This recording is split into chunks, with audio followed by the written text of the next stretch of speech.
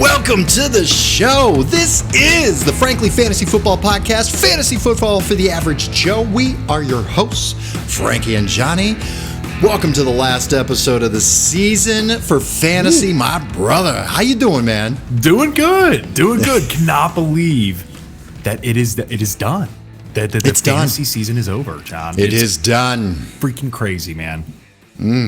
How about, is this the strangest end to the fantasy season you've ever seen? First of all, we need to first address Damar Hamlin. Horrible scene, most unusual thing I've ever seen happen during a game, and a meaningful game, especially at the end of the season. Thankfully, he is healthy and better. He's home. He's doing well. Our hearts and thoughts and prayers, everything went out to Damar Hamlin. Thank God you're healthy, brother. Such a horrible, horrible scene. But to see how everybody came together, everybody stopped what they were doing. Everything was about him, and that was great. That was great to see. I think the way that everything was handled was excellent and professional. The first responders on the field were fantastic. Incredible. So just happy that all worked out, and we're glad to be back. We were waiting to see what everything was going to happen and shake out before we did our podcast, because we wanted to be able to have information to give everybody. But we're good. The season's over. Everybody figured out how to end their season in multiple different ways. Let's talk about that for a second, man. So all the apps basically just said that game doesn't exist. It's a no contest. You don't get credit for any of the points. As a commissioner of many leagues and as a player, that was very difficult. Luckily, it didn't really affect our championships. It affected our third place games, though. We our third place pays out $100 in our leagues. I actually got screwed out of my third place game. I had the Josh Allen, Stephon Diggs stack, and obviously wasn't going to be able to use that. We let it go. Wasn't a big deal. Didn't affect the champions. But let's talk about a couple creative ways that people did some of these things, man. We saw something online with the Madden Challenge, a Madden simulation. Talk about that, Frankie. And what an awesome way to finish your fantasy season. It was so cool, guys. And I'm an old school Madden head. I was the dude that was freakish with Vic, and like going back to even the 98 days, 99 days, playing with John Madden, talking like I was that dude. And this was so interesting because what we saw some people doing was they weren't playing each other in Madden, guys. It was completely a simulation. It was completely simulated to where you had the Bengals versus that of the Bills, and you just let the game go. And based on how the players performed, that equated to their fantasy output. And so it was really incredible, actually, because it really took all bias out. It really took everything, like a commissioner just making a final statement or whatever it may be. For those that might have been, a little bit closer and it meant a little bit more in that sense, And so, John, I thought it was a really, really cool thing. Actually, we have somebody, your son, right? That's teasing the idea of doing that. Shout out to my son, Jackson Hickey. Yeah, he and his buddy, they were in the Super Bowl together, and they had a 2-week championship. So they played week 17 and week 18, combined the scores. Well, Jackson had Josh Allen and Diggs stack, and he also had Jamar Chase, and he was down by 60 points.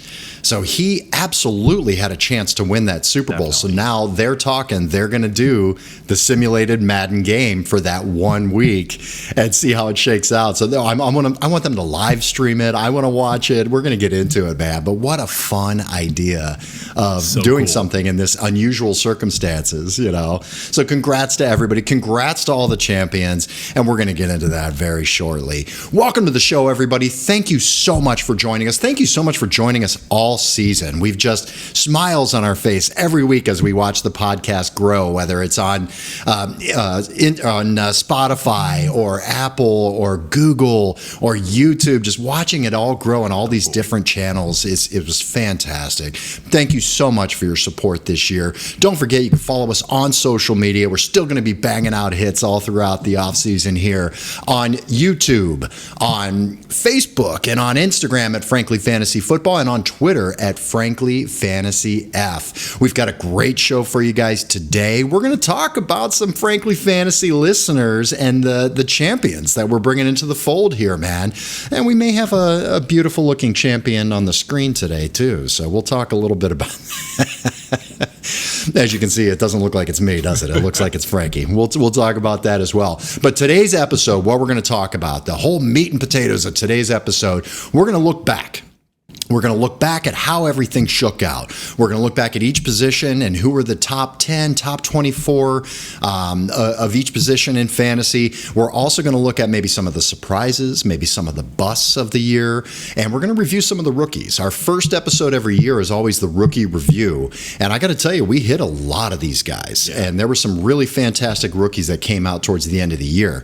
They may not have reached a top 20 or top 10 status at the end of the season, but they had a very good run at the end of the year like we see oftentimes. All right, before we get into all of that, I want to thank our sponsor. This episode is brought to you by CalSPRA Employee Recruitment Services. Tired of staffing companies charging high hourly rates to recruit subpar employees for your business? CalSPRA Employee Recruitment Services sets you up with a program that sustains a constant flow of new recruits coming to your door. How do they do it? It's simple. They had to. CalSPRA has owned a manufacturing business since 1989, and when the employee crisis hit, they came up with a system with proven results. No hourly fees for employees they bring to your business, just one flat fee to get you real results. For more information, call now at 330-584-7759. Use the promo phrase Frankie and Johnny to get a free consultation for your business. All right, man, we're going to get into some ice and fire. We're going to focus on the fire. So let's go. Get to ice and fire.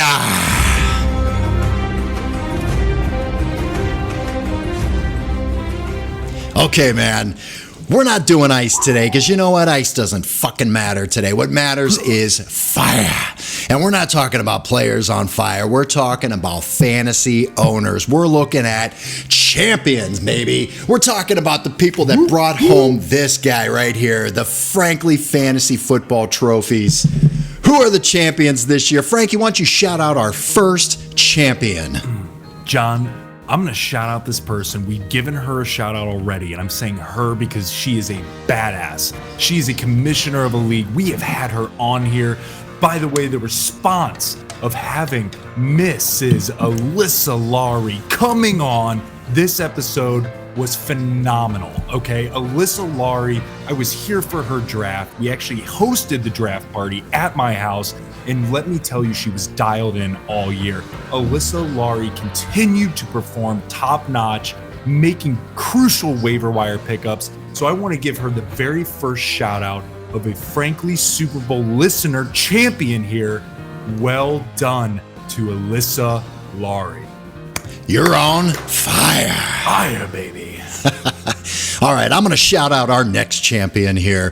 This is a friend of the podcast. He's been on our show multiple times, just nailing his analysis. Guy knows what he's talking about, man. He's also the quarterback of your flag football league, Frankie. Yeah, you got some badasses on that team.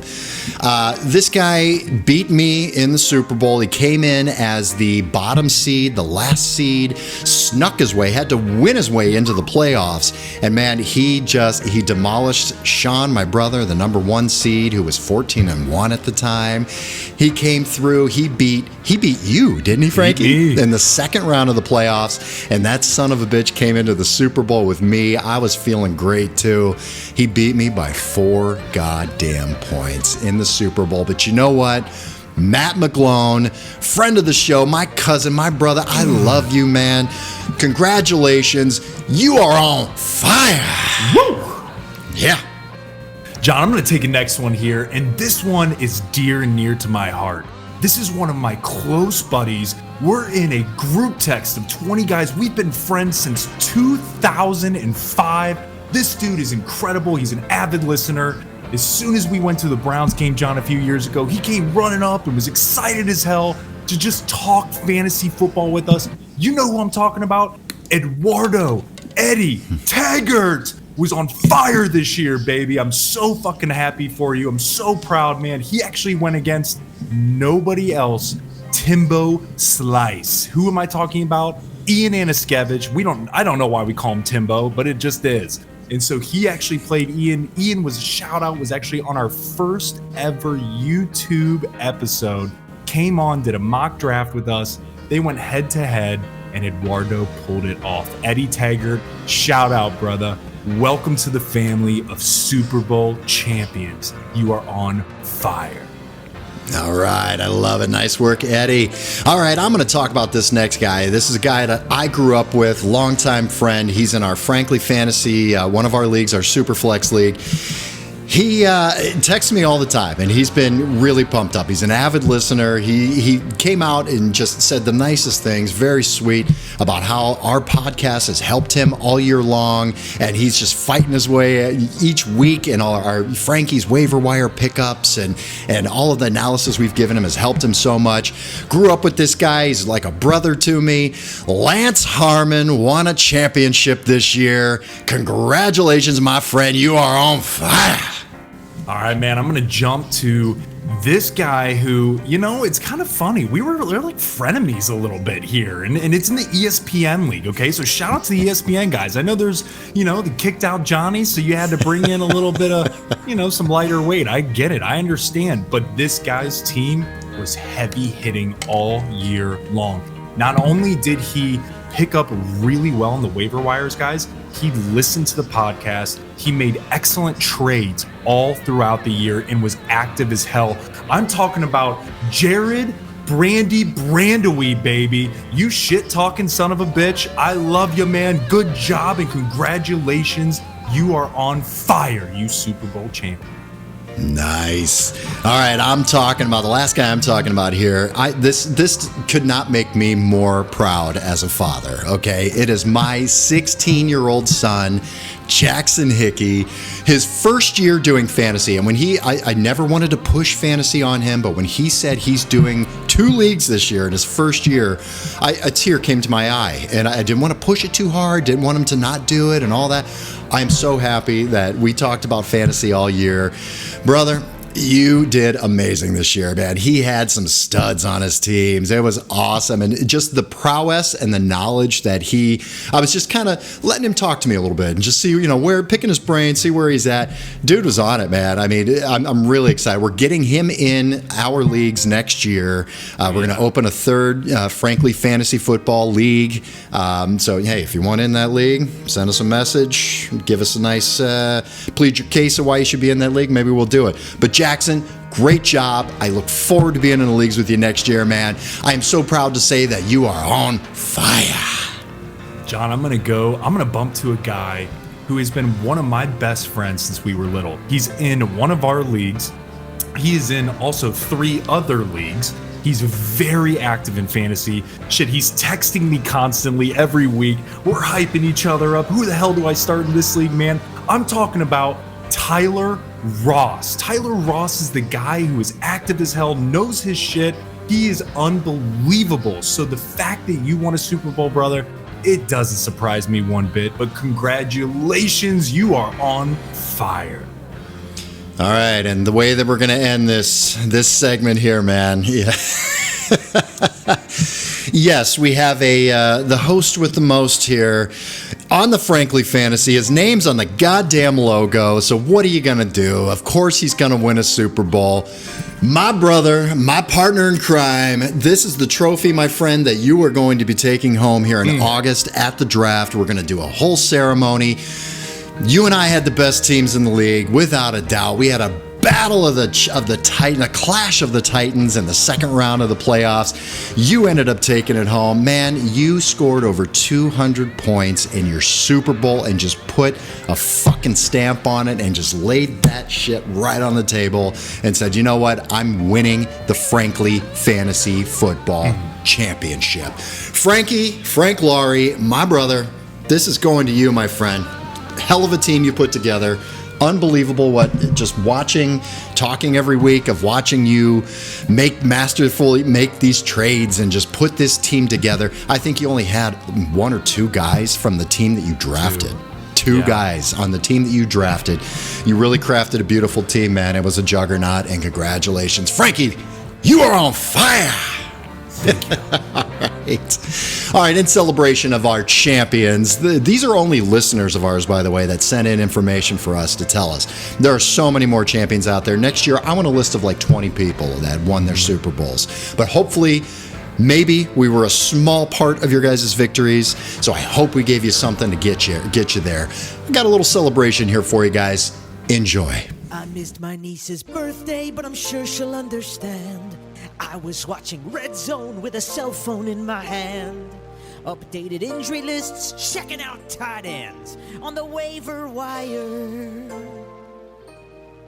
I grew this playoff stash to win a bunch of cash. My wife thinks it's disgusting, but she's probably jealous. I'm a fantasy champion, torching the losers week by week. Till I'm a fantasy champion. I make my best friend cry when I beat him by 50. Fantasy champion. I'm the perfect combination of luck and research. Fantasy champion. I'm the great Iron King. You're all just young under the bleachers. I'm the best fun party of every draft party. Fantasy champion.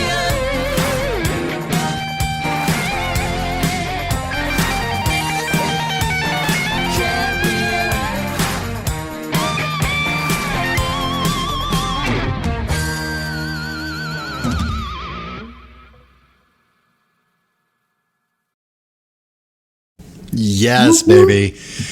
Frankie, you are the perfect combination of luck and research. I love that line. That's perfect. That is exactly it, man. Totally perfect. Congratulations again to all of our champions. And may the fantasy gods smile upon you next year as well. Starting over. All right, man, let's get into what we're talking about today. We're going through to see how everybody shook out, see how we ended up here. Let's go into a year of review. Let's talk about quarterbacks first. All right, we're going to look at top 12 or so quarterbacks, how people ended up, talk about a couple of surprises maybe, and talk about a couple of guys that may have shit the bed as well. Number one overall, Patrick Mahomes. I mean, this is no surprise whatsoever. The guy was on our Fire segment every single week. He was number one by about 60 points, it looks like. I mean, he was really up there. Patrick Mahomes, number one with a bullet, no question at all. Frankie, talk about the next guy, and then you're going to have to do a little explaining as well on a couple of these guys. Yeah, so I'm going to take the next two. So Patrick Mahomes being number one. The number two guy for quarterback was Josh Allen. So Josh Allen was incredible all year, and he ended up with 420 points in our half PPR league. And it was interesting. There's asterisks next to his name. And number three, I'm going to join him in, was Joe Burrow, right? He had 393. And again, asterisks next to his name. So guys, the reason being is because of that last game. Now, both of them could have went absolutely nuts, but the reason why it really wouldn't affect their standings, they may have swapped. John, there was an ability for Burrow to go crazy and maybe Josh Allen only do 10, something like that. Very, very unlikely based on averages, but there was potential, but nobody was going to, supersede or unseat that of P Money Mahomes over there. So there was the ability for them to maybe flip-flop, but John, they were definitely solidified as 2 and 3, no matter which way you looked at it. So it was Josh Allen 2, Joe Burrow 3. Absolutely one hell of a year. The interesting part of this, John, with Joe Burrow is that he wasn't being drafted at 3. And so you might have been able to get pretty incredible value for him, especially in a single quarterback league, guys. So if you did, then you were riding high most of the year. So it was really interesting how it shook out. But really, those three, and maybe, John, you want to hit on this number 4 guy because I know he's your guy, were kind of these top 4 were in kind of a league of their own. Tier 1 to say. Yeah, and I think what I want to do is I'm going to name off the top 12 here and just list them. And then let's jump in and talk about, how some surprises and some things that maybe we didn't expect. Like we said, number 1, Patrick Mahomes. Number 2, Josh Allen. Number 3, Joe Burrow. Number 4, my boy, Jalen Hurts. Number 5, Jared Goff. How about that? Yeah. Number 6, another one, man. Geno Smith coming in at number 6 after week 17. Number 7 was Sir Trevor Lawrence, just lighting it up at the end of the year, man. Number 8, Tom Brady. Number 9, Kirk Cousins. Number 10, Justin Fields. Very nice seeing him in the top 10. Number 11, Danny Dimes, man. Yes, I like that. And number 12 is Justin Herbert. All right, so in this top 12, Frankie, we're looking at it typically as a standard 12-team leagues. Who are some of the biggest surprises here that jump out to you? John, there's two. There's definitely a few, but two guys that top 6 is not even fathomable. We're talking Jared Goff at 5 and Geno Smith at 6. That is something that nobody would have seen coming. I was high on Jared Goff. I actually put my money where my mouth is and drafted him in a 2-quarterback league. But again, it was a 2-quarterback league. But you were not expecting him to be a top 5 guy. Nobody thought that. Not even close, man. So the interesting thing is looking forward to the next year here. And how is this going to shake out? Well, I can tell you right now that the Lions are going to move forward with Jared Goff. He has absolutely proven himself. So I only see him, John, getting better in terms of fantasy points. He had 317. I don't know if I see him getting better in terms of status, in terms of ranking. 5 is insane. We're talking that's insane. But same thing with Geno Smith. This guy, unbelievable, man. He beat Russell Wilson's record in passing yards for Seattle. Unbelievable. And one quote that he had and it really stuck with me, is he said, everyone wrote him off, but he didn't write back. Think about that. Everyone wrote him off, but he didn't write back. I love that. And so now he's taking his team to the playoffs. Seattle is in the playoffs, guys. And so, man, those two, the value that you got for them in your draft, maybe you didn't even draft them. You probably picked them up off waivers and ran with it. Great job. Great job. I'm going to shout out Trevor Lawrence, too. This is a team that was really written off. Same with Geno Smith. They were just kind of written off as quarterbacks after the year we saw last year with Trevor Lawrence. Nobody really wanted to take him. And especially with the receiving core, they were just okay. This team's going to continue to get better. I think Trevor Lawrence is going to be an absolute star in this league. They're going to build the team around him. They're going to give him some more receiver help. And I think that, we saw really good things out of Christian Kirk. We saw good things out of Evan Ingram, Travis Etienne. So I think this team is just going to get better. Trevor Lawrence looked great. So it was great to see him in the top 10. Justin Fields at 10. He missed a lot of games, too. He missed the last couple of games of the season here in the playoffs for fantasy. But that guy, they've got the number 1 overall pick next year. It'll be interesting to see what they do. I'd love to see him. If they can get Justin Fields, a star receiver on the outside, like an A.J. Brown, Justin Jefferson, Jamar Chase, they get one of these stud receivers in this draft, he could have big things next year, man. He's going to be highly, highly drafted. Very similar to what we've seen with Jalen Hurts. I think Justin Fields can really get to that point in a year or two. The other things that are on here, Danny Dimes is kind of a surprise. That was very quiet of him being able to get to a top 11 finish. His rushing really helped in that. Justin Herbert being at 12 was a shocker to me. He just had a rough year. I was looking at him as a potential MVP candidate this year, but they had injuries. They were riddled with injuries, and Herbert was just trying to do his best to do what they could. What are some of the surprises here, maybe guys that weren't in the top 12 that you thought should have been, Frankie? John, Kyler Murray, first guy that comes to mind for me. With what the promise that he had, his ability to run out of the pocket, it's almost like his agileness is something that we really haven't seen outside of Lamar, and now I'm going to say Justin Fields. It was something special, and so he had a really I'm not going to sugarcoat it. He had a really disappointing year, and it wasn't just from a fantasy perspective, and it wasn't just from an NFL perspective. I actually thought as a leader of the team, he really had a tough year, and so it's going to be interesting to see what happens with Cliff Kingsbury, who's on the hot seat. Definitely. He's done. They fired Cliff Kingsbury. They fired the head coach, and they fired the GM. It's a dumpster fire in Arizona. They've got too much talent to win 4 games. It's agree. Fucking ridiculous. They're cleaning house, and they're looking at coaches from what I saw. that Kyler likes and that Kyler can work with. So I think we're going to see a totally different scenario next year with Kyler Murray. They're going to find a coach who's friendly to him specifically, and they're building a team around him. Having DeAndre Hopkins, starting the season next year, we'll see different things out of that team. Absolutely. Dak on here, that one was disappointing. He ended up as number 17. Russell Wilson, I just have to bring 20. It up. Number 20, he was the 20th quarterback. I mean, just terrible. Lamar Jackson, he would have broken that top 12. He just missed too many games being hurt. Still don't even know his status moving forward for the playoff game. But Lamar ended up as number 15. Derek Carr, who is not going to have a job very soon here. He ended up as number 14. Tua, number 13 as well. Disappointing, but again, missed some games too. But yeah, there's your quarterbacks right there. Quarterback roundup for the 2022 fantasy season.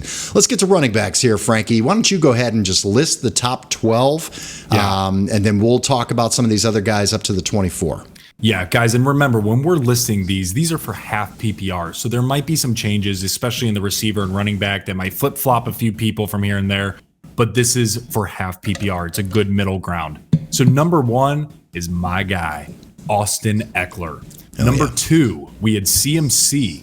Number 3, Josh Jacobs. Yeah. Unbelievable. Number 4, King Henry the Ninth. Number 5, we had Saquon Barkley. Number 6, you getting a Chubb? I am too, for Nick Chubb. We have number 7, Tony Pollard. Number 8, Dalvin Cook. Number 9, Aaron Jones. Number 10, Miles Sanders. Number 11, Ramondre Stevenson. And number 12, Jamal Williams. I love it, man. First of all, let's shout out our champions. Both ended up as running back ones this year. Yep. And these weren't obvious picks. Mine was Saquon Barkley. He ended up at number 5. Yours was Ramondre Stevenson, ended up at number 11. Very difficult to predict, very difficult to do, but great job on your champion, man. What kind of jumps out to me, really, it was nice to see CMC bringing back his number 2 or number 1 overall fantasy value. He ended up delivering. It was scary for a little bit. Josh Jacobs at number 3. I mean, that's a huge shocker, and he may be on a different team next year, right? Yeah. They did not pick up his 5th year, and it looks like they're going to try to bring him back, but they're going to have to pay him now.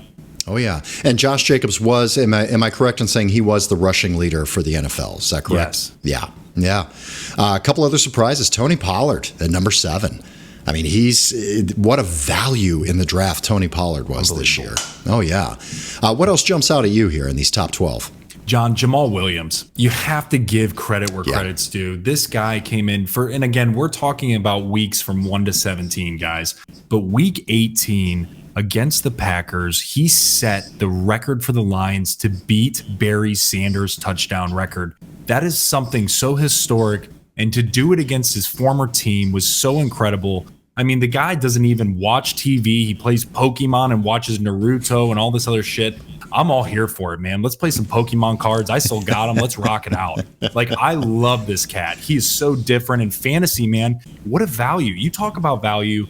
Everybody was high on DeAndre Swift, including myself. I made massive trades to get DeAndre Swift, thinking that he was going to come back and just immediately be the guy. And Jamal Williams was too good to let it go. So super, super interesting year for him. So well done. I'm really thrilled for the guy, man. 17 rushing touches, 17 touchdowns. I mean, just absolutely incredible, man. Wow. Let's look at some of these here. We'll list off the next group here at 13 with Joe Mixon. Now, Joe Mixon, we've got an asterisk by him as well. Now, he could have and likely would have cracked the top 10 because he was averaging 12 points a game, and obviously he had one game less than everybody else. So Joe Mixon probably would have been a top 10 player there. 14, Leonard Fournette. 15, Najee Harris. He ended up coming back at the end of the season and having a good year towards the end there. Travis Etienne at number 16. Rookie running back Kenneth Walker at number 17. Awesome. Zeke pulling in at 18. James Conner at 19. Alvin Kamara, very disappointing, but came in at 20. Jerick McKinnon, very big surprise here, number 21. He's just developed at the end of the season as being Patrick Mahomes' favorite target. Number 22, David Montgomery. Number 23, DeAndre Swift. And number 24, Devin Singletary. Now, Singletary probably would have moved up a few notches, probably in the top 20, had they played that game as well. What's interesting to me on this list is that there's a couple of guys that share the backfield that are in the top 20 here, or guys that were backup running backs, or the number 2 that are in the top 24. Jamal Williams, Zeke and Tony Pollard together. Jerick McKinnon wasn't even the starting running back. DeAndre Swift and Jamal Williams. I mean, who would have thought that Detroit could have had 2 running backs in the top 24? I mean, that's absolutely insane. So great job to all these running backs. Love it, man. Anything else you want to talk about with the running backs? Yeah, I did. Real quick, for those listening, those watching, there's what we saw from the running back landscape this year, there were absolutely tiers. So again, already thinking ahead, guys, I mean, you saw Eckler, CMC, Jacobs, and let's say King Henry. They're all in that first tier with their fantasy points, right? I mean, they were really within that 313 to high 280s range. And then it looked like Saquon with Chubb, and that was kind of that tier 2. There was really nobody else. Yeah. And what's interesting there is Dalvin Cook. And I say that because Dalvin Cook, where he was drafted, guys, he was either 4th overall, 5th overall, 6th overall, usually within the draft picks. And he wasn't even top 7 running backs. And to the point to where Dalvin Cook, to put in perspective, guys, he had 220 fantasy points for the year at number 8 running back overall.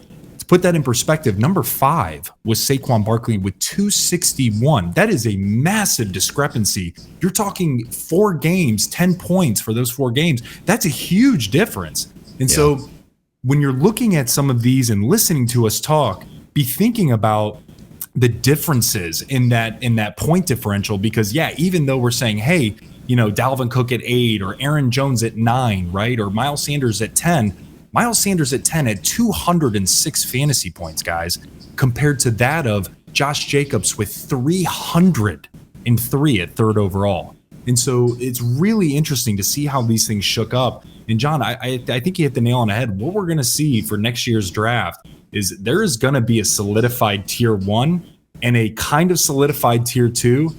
And I really think that this will be a very interesting year to where that tier 3 is going to be massive.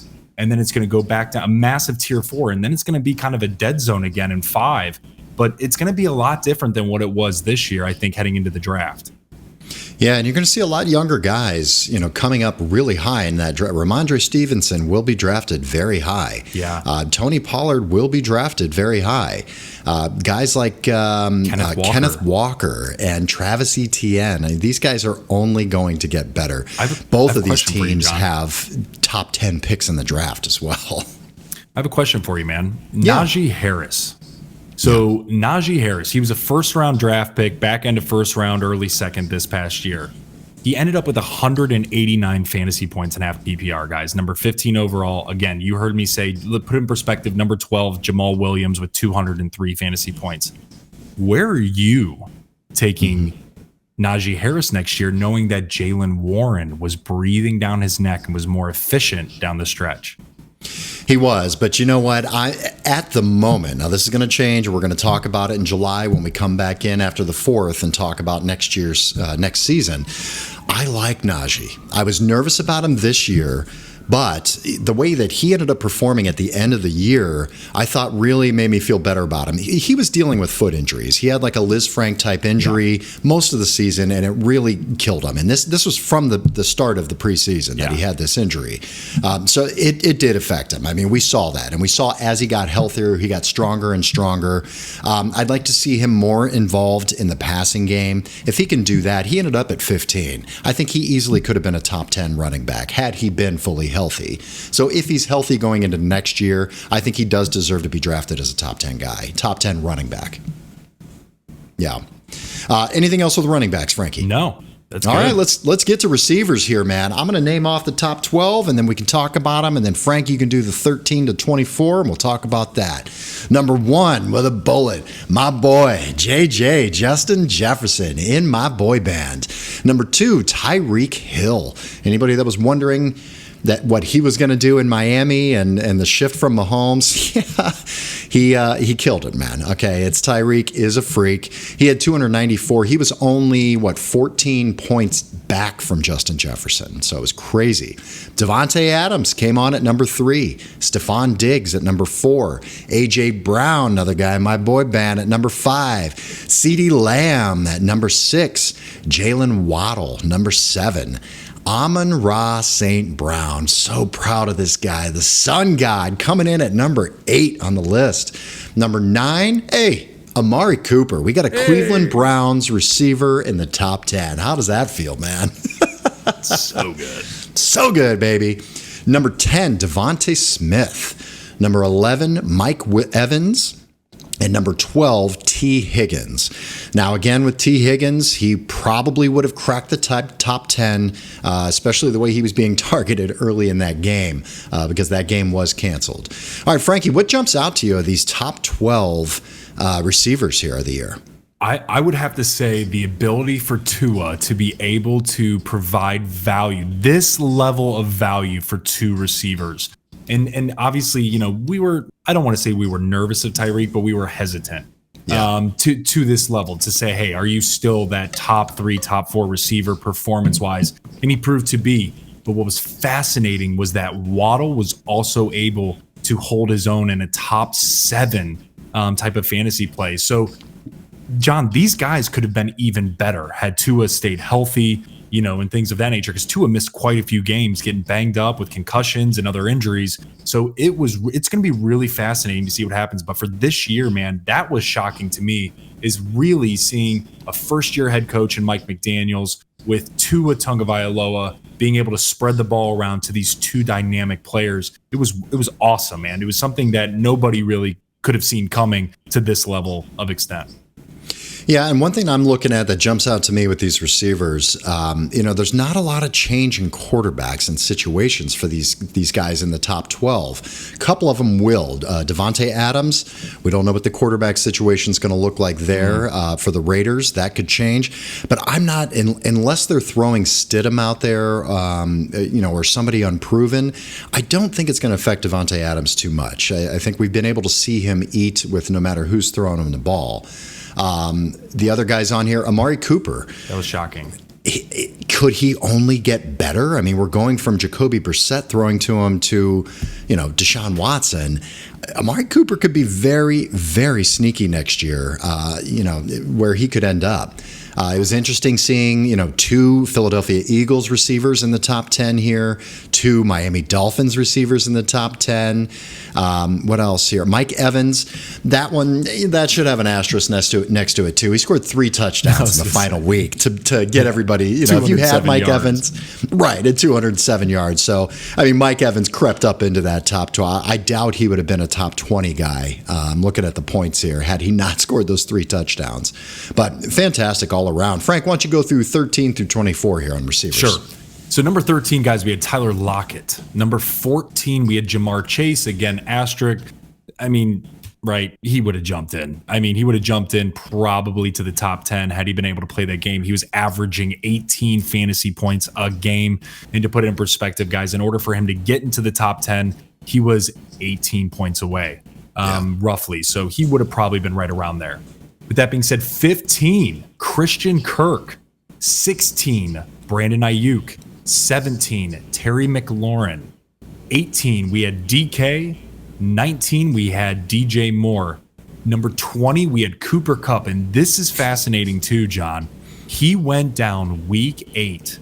And was still top 20. That's mind-blowing. Crazy. Number so 20, he missed 9 fantasy games. Just 9 out of unbelievable. 17 fantasy games. Still ended up a top 20 receiver. Wow. Crazy. Number 21, Chris Godwin. Number 22, Garrett Wilson. Number 23, Michael Pittman Jr. And number 24, Zay Jones. Wow. Really interesting, John, from 13 to 24. What are your thoughts, man? Yeah, again, it's seeing quarterbacks that can support multiple receivers that are in the top 24. Trevor Lawrence is one of them. You know, Absolutely. that's fascinating. Tom Brady is one of them. You've got Geno Smith is one of them. I mean, absolutely insane. Obviously, Joe Burrow is one of them as well. I mean, just really, really impressive. Jalen Hurts doing the same, and like we talked about with Tua. But really, really cool to see. A couple of guys that really surprised me. I mean, these were values in your draft. Christian Kirk being top 15. Brandon Ayuk.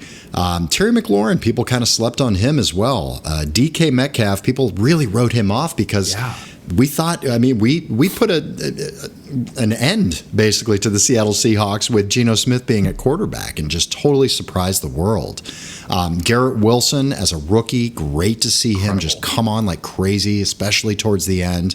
And, you know, don't sleep on Zay Jones. Absolutely. The guy came in as a top 24, probably a waiver wire pickup for most of you. But yeah, I love it, man. Anything else on these receivers? Yeah, John, I think what was really fascinating, man, again, was DJ Moore. With how he started off, it was so terrible. He was so bad. And really towards the tail end. And again, it really showed quarterback makes a difference. And you're like, well, no shit. Well, what I mean by that is the quarterback carousel that they had with PJ Walker, Sam Darnold, Baker Mayfield, right? There were so many different pieces that it really did affect DJ Moore's play, even though he truly is a number one receiver in my eyes.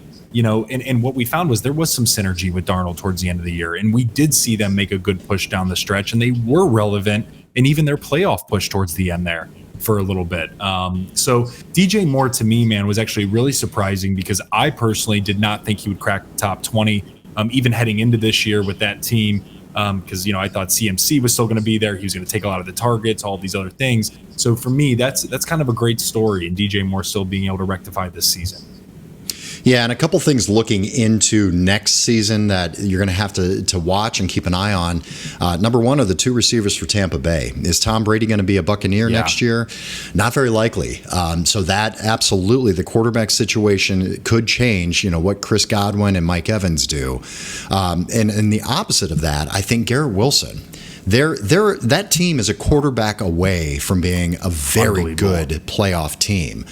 They're going to get a quarterback. They're going to make a move for somebody, either a veteran in free agency, or they're going to draft somebody. But Garrett Wilson, I only see him going up. He also had a quarterback carousel and a lot of bad quarterback play throughout the year. Still ended up at number 22. I see him easily breaking into the top 15 for next year. No question. All right, let's get to the tight ends, man. Tight ends, we'll do the top 12. This is obviously no shocker. I mean, almost by 100 fucking fantasy points, this guy's the number one. It's crazy. Wow. Travis Kelce, Zeus himself, number one with 256 fantasy points. Number two had 171 fantasy points. I mean, just there, John. Asterisk there. Bananas, man. Bananas. What's the asterisk? He had the one game of 41 points, something like that. Him and you'll name another guy on this list too. These two, you know. Yeah. A little shade. TJ Hawkinson came in at number 2, and he had a monster game with like 30-some points. Yeah. But TJ Hawkinson came in at number 2. Number 3, Mark Andrews. Number 4, George Kittle. Number 5, Taysom Hill. God damn it. If he's listed as a tight end next year, I'm going to lose my goddamn mind, man. Okay? Could be kicker next year. Who knows? Yeah, I mean, why not? Fucking throw him in as a defense. Whatever. Who cares? Number 6, Evan Ingram. Number 7, Pat Freiermuth. Number 8, Jawan Johnson. Number 9, Tyler Higbee. Number 10, Cole Kmet. Number 11, Dalton Schultz. And coming in at 12, Dallas Goedert. Now, listen, the tight end landscape this year, we talked about it all season. It's a shit show.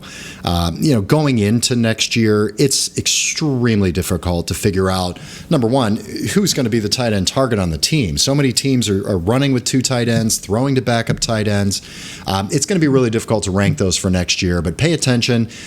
What it really means, though, is that you don't have to go crazy in your draft for a tight end. Yeah, Travis Kelce, he's a first-round guy. You want to take Travis Kelce in the top 5? I don't give a shit. I think it's absolutely justified, warranted. I wouldn't even question it. But the other tight ends, even Mark Andrews was drafted very high. He had a lower season. Yeah, he's a number 3 tight end, but he was exactly 100 points less than Travis Kelce. I mean, it's just not even a contest. So in my mind, next year, if I don't get Kelce, I punt on tight end. Yeah. I'm going to stream it. You looked at some of the guys down here later.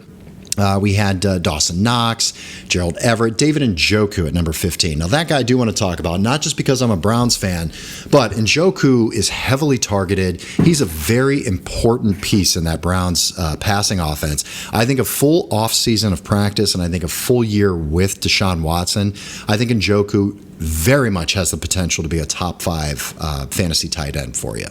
What jumps out to you in this list, Frankie? John, I mean, you mentioned it, but Travis Kelce, guys, and the reason being is because I want to put something in your head here. Travis Kelce had 256 fantasy points. We mentioned TJ Hawkinson at number 2 with 171. Okay, so remember, I'm saying Travis Kelce, 256. Now let's put this in perspective. The Stephon Diggs had 253 fantasy points. Travis Kelce, 256. Okay. So Travis Kelce would have been the number 4 wide receiver. Travis Kelce would have been the number 6 running back. Nick Chubb at 255 fantasy points. Travis Kelce, 256. Guys, wow. Johnny's 100% right. Do never feel weird about drafting this guy in the first round, especially when we're seeing other guys like Tony Pollard, when we're seeing Miles Sanders, Jamal Williams, when we're seeing that of Tyler Lockett, Terry McLaurin, these other guys that you can get for value that are still performing. Remember this.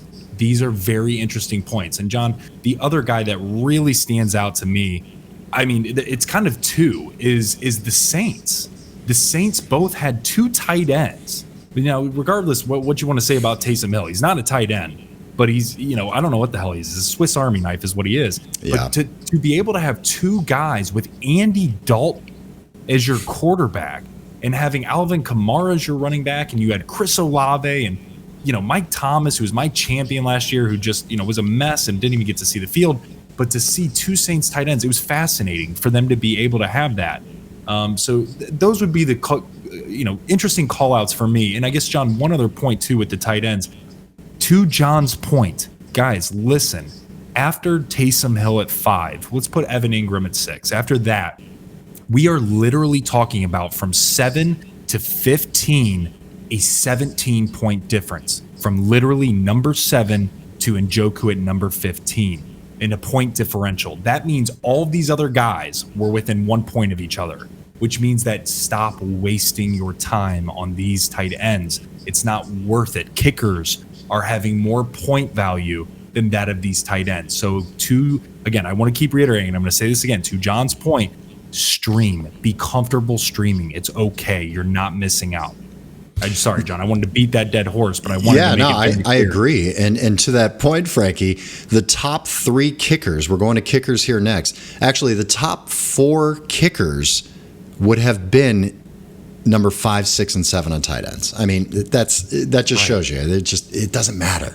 All right, let's get to kickers here. Also, doesn't really matter. We're going to do this very quickly. Yeah. But the top kickers here, Brett Maher, Daniel Carlson, Justin Tucker, Jason Myers, Eddie Pinheiro, Graham Gano, Tyler Bass, Nick Folk, Younghoe Koo, Robbie Gould, Riley Patterson, and Greg the Leg Zuerlein.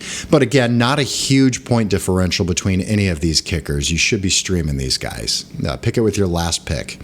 All right, top defenses now. Let's take a look at this. Number 1, top defense, fantasy. The Patriots, man. I mean, they always just solid on defense. Many turnovers, touchdowns, all of that. Number 2, Dallas.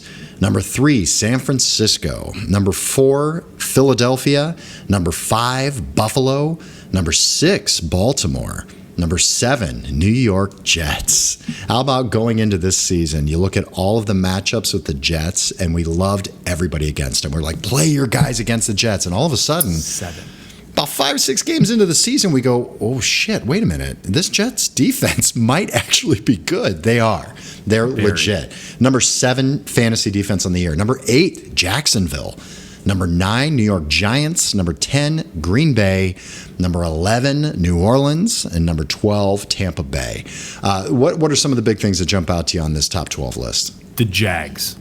No, that is so big for me at number 8, guys. 162 fantasy points. The reason being they are so young. They are so young, and what we're seeing is the talent finally starting to get experience. They drafted Josh Allen from Kentucky a few years ago in the first round. They had the first overall pick with Travion Walker, who really made a difference. And now you have Doug Peterson, who does such a great job in being able to breathe life into this team. And to see these guys perform against a really good Titans-led kind of division, I mean, to me, that was shocking. And so, I mean, the Jags, man, it was excellent. They're extremely young. I really am excited to see them continue this moving forward, hopefully into next year. Okay. All right, let's get into a rookie review here. We're going to look back at some of these rookies. Who are the top running backs and the top receivers in the rookie classes and see how they ended up here. I'm going to start off, and this is through week 17, by the way, in a half-point PPR. Kenneth Walker, number 1 running back in fantasy for the rookies. He was the number 17 running back overall with 185 points. The arrow's just pointing up for this guy. I mean, the season that they've had, they've got a top 10 pick in the NFL draft next year. I think they're just going to focus on defense and building that up. But this offense looks good, and Kenneth Walker is the man. He's going to be highly, highly drafted next year. Frankie, this next guy, you love him. How'd he end up, buddy? Loved him. I'm talking Dameon Pierce, guys. Number 25 running back on the year. On the year in half PPR, he had 151 fantasy points. I mean, John, he's exactly is what we were boasting about, talking about. He got the opportunity and he ran with it. Now, he was on a shit team. Imagine when they get a quarterback and a receiver to help them out. He's only going to get better, man. Oh, yeah. Another guy, Tyler Algier. I know we talked him up a lot. We were talking about picking him up, and he could have won you your championship had you picked him up when we told you to. Ended up as a number 30 running back with 138 points, did great. Isaiah Pacheco was next, number 37 running back. This guy really kind of came out of nowhere. We thought that Kansas City backfield was solidified with, CEH and Pacheco. And CEH's future with that team is now in question because I think they've got a wonderful 1-2 punch, 2 guys with 2 different skill sets with Isaiah Pacheco and Jerick McKinnon. I wouldn't roll any differently. I'd keep those 2 going. Rachaad White, rookie running back for Tampa Bay. We were talking about his uprise and how he's coming. I really see him taking a lot of snaps next year. Who knows if I think Fournette's got another year on contract with the Buccaneers. But Father Time is going to catch up to Leonard Fournette, and you're going to see Rachaad White really develop next year. He was the number 38 running back. Brian Robinson missed some games. You know, he had that robbery, that shooting. He got shot. He missed some games there. Still ended up the number 39 running back. I see the arrow pointing up for him next year as well. How about this guy, man? Breece Hall, running back for the Jets. Missed he got hurt in week 7. He was averaging 15 points a game. He would have ended up right around the top 7, projected had he finished the season. I know he was a beast, man. He was so fun. Ended up the number 41 running back. This guy, I don't even think it's going to be difficult looking at him in the draft. I'm going to be targeting him like crazy. Hopefully he doesn't climb too high. I'd love to be able to get him in like 3rd round is ideal for me, but I think he's going to be a goddamn stud on your teams next year. And rounding off the rookie running backs here is James Cook, number 44 overall for running backs. So really, really cool production out of these running backs. Now this is where rookies, Frankie, this is where your knowledge of college football came in. These are the guys we really talked about because these are the league winners. These are the guys we talked about with like Amon-Ra St. Brown. Halfway through the season, it takes them a while to get developed or to establish a place, and maybe even because of injury to get that playing time. But some of these guys just were awesome this year, man. Run through this list. The receivers, John, it was awesome, man. We're talking Garrett Wilson, number 22 receiver overall. Number 22 receiver overall with 163 fantasy points. and his Ohio State comrade, Chris Olave, number 25 receiver overall with 150 points. And John, I want to hit.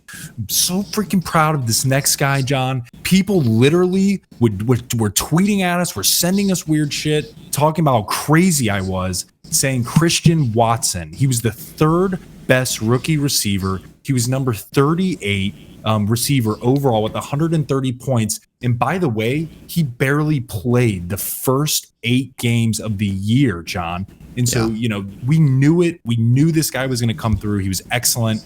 Awesome.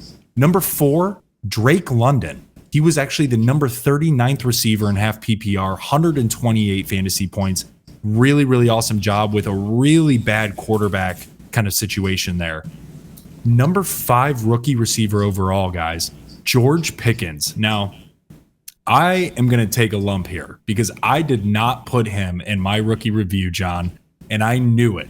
And my buddy, Noah Priebus, shout out to you, buddy. You called my ass out. Fun fact about Noah, I believe it's his uncle or great uncle or something, or I think it's a great uncle or great great uncle. Some way he's actually related to Jack Lambert. And go figure, he's a ride and die Steelers fan. And so as soon as Pickens got drafted and we didn't say shit about him, my God, was he breathing down my throat. And my God, was I wrong not to include him. He was number 40 overall with 127 points. Number 6 was Jahan Dotson, number 50th overall receiver with 104 points. Number 7 was Alec Pierce, number 60th receiver overall out of this University of Cincinnati. It was so awesome to see him get this job done with 86 fantasy points.